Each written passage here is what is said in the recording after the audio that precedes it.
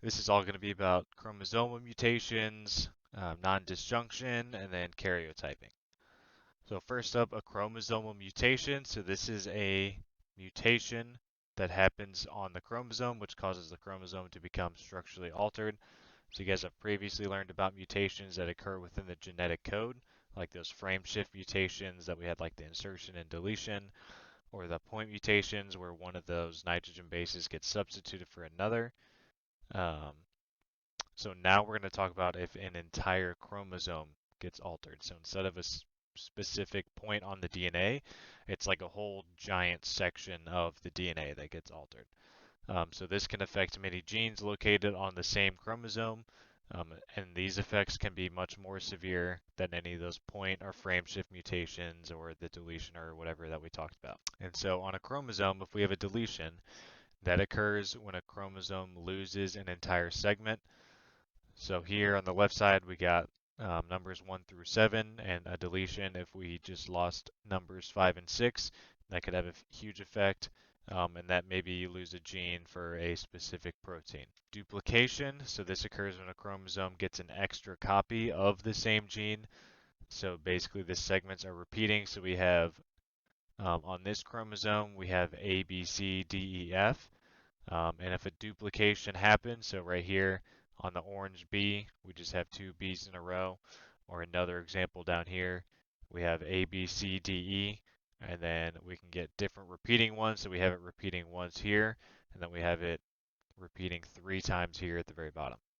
And so this can result in an overexpression of a gene or a protein, so too much of something. The next one is inversion. So this occurs when genes are removed and then reattached backwards. So basically the segments are reversed. So instead of A, B, C, D, E, F, now we have A, E, D, and C, B, F. So we just have kind of things different switched around and inverted that we don't want. And then down here at the bottom, we can see that the 3 and 4 basically got switched and they're reversed up now. Fourth one, we got translocation. So this is when basically it moves a segment from one chromosome to another. So the segment becomes a part of a non-homologous chromosome. And so this can mean like genes are not expressed in the order that they should be in. Basically, right here, we're supposed to have A and B on the left side, and then 1, 2, 3, 4, 5, 6, 7. But instead, this B at the bottom and the 7 gets switched. So this is one chromosome here. This is another chromosome or chromatid, and now they're getting switched out. So different examples of chromosomal mutations that result in some kind of disease. So the first one we had Williams syndrome. So this is a gene deletion on chromosome 7. Um, so basically, individuals with this will have like different intellectual disabilities, cardiovascular, personality issues, so like um, social emotional issues, facial features can be affected. So like a long forehead or broad forehead, short nose, wide mouth. So individuals also commonly suffer from like a lot of dental issues from this, like missing teeth, um, too wide of spaces between them. Second one is Karyotypes, and so this is caused by a deletion of a portion of the chromosome 5. So this happens during cell division, and then because of the deletion, the chromosome is now missing certain genes, and this one can be very lethal. So children with this one will have like severe intellectual handicaps, smaller and unusual facial features, um, cry that sounds like a cat, so that's why people call cry of the cat, because there's different developmental issues in like the voice box and the organs for the vocal cords. And then the third one is the Fragile X syndrome. So this can be caused by 700 plus repeats that occur on an X chromosome due to different duplications. So now we're going to talk about non-disjunction. So this is something that occurs when pairs of homologous chromosomes or sister chromatids, they fail to separate during meiosis. So during that meiosis 1 and 2, there's certain portions where the chromosomes are supposed to get attached to the spindle fibers, and then they separate and go to each side. So this will basically result in one or more of the haploid daughter cells receiving the incorrect number of chromosomes.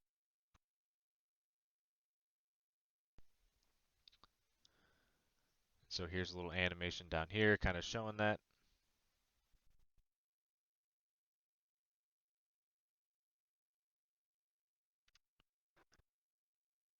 All right, so looking at this, the column on the left is what normal mitotic division. So we had those pairs of chromosomes, they get attached in meiosis 1, they separate. Meiosis 2, same thing, and then we have 4 of our gametes, which have the half number of cells, or the half number of chromosomes. And so if we have a non-disjunction in meiosis 1, we can see that in this middle column right here, these chromosomes aren't separating properly. So instead of having one of these go to each side, we now have 2 going to the left side. And so this results with 6 of these chromosomes coming over here, and we only have 2 over here. So all 4 of the daughter cells are now going to be affected because they have the incorrect number of chromosomes. So in meiosis 1, that will affect all of the daughter cells. If it happens during meiosis 2, then it will only affect half of the daughter cells because we still have it normal right here in meiosis 1, and then we come down here to meiosis 2, and only one side will get pulled incorrectly. So that means only these ones on the left side are going to be affected. So common chromosomal issues or disorders that will affect autosomes, so chromosome pairs 1 through 2 are autosomal diseases.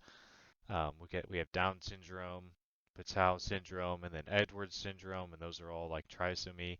And then the number is like which specific chromosome is affected. And then other chromosomal disorders that can affect the sex chromosome, so that's our pair number 23.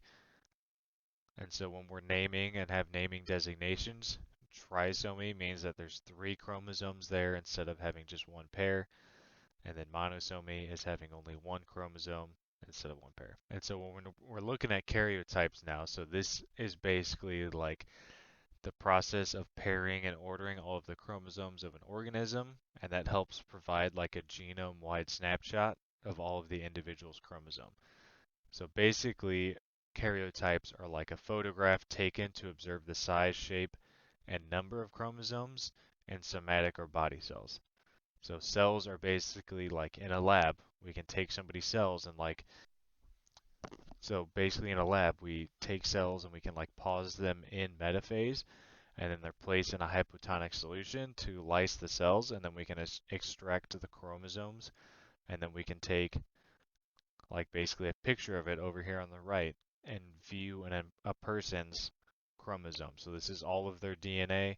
These are all their chromosomes, and we can kind of take a snapshot and look. So basically, karyotypes are prepared from mitotic cells. Okay, so here is a snapshot and a picture of a person's chromosome if they have Down syndrome. So basically what's happening is they have an extra copy of chromosome 21. So that means now they have 47 chromosomes instead of the normal 46 or 23 pairs. And so if we look at a karyotype, this is a picture, so we can see down here at 21 that's squared off, they have an extra chromosome right here. And so that is the cause of basically Down syndrome, or we also call it trisomy 21. And so they can lead to all kinds of issues, so like heart defects, digestive abnormalities, all different kinds of medical conditions can happen because of this. So another one that we talked about was that Patau syndrome or trisomy 13. So if we look at that 13th pair right here, we have an extra chromosome in there, so that's another thing. This one is more severe, so that's severe intellectual disabilities, physical abnormalities, heart defects, spinal cord issues, brain issues, all that, and usually only about 10% of children will live even past their first year of life. Most of the time, if a child is born with this, they'll die within like the first day or week. Another one, Edwards syndrome, trisomy 18. So if we look at the 18th spot right here, we can see an extra chromosome. And then we'll move on to Klinefelter syndrome. So this is one that affects the sex chromosome. So whenever we talk about the sex chromosome, it's always going to be our last pairs, our 23, and then in males we have our X and Y. And so what we have here is that they have an extra X chromosome. So typically in a normal person that doesn't have any chromosomal issues, this X and Y, we should only have one X chromosome.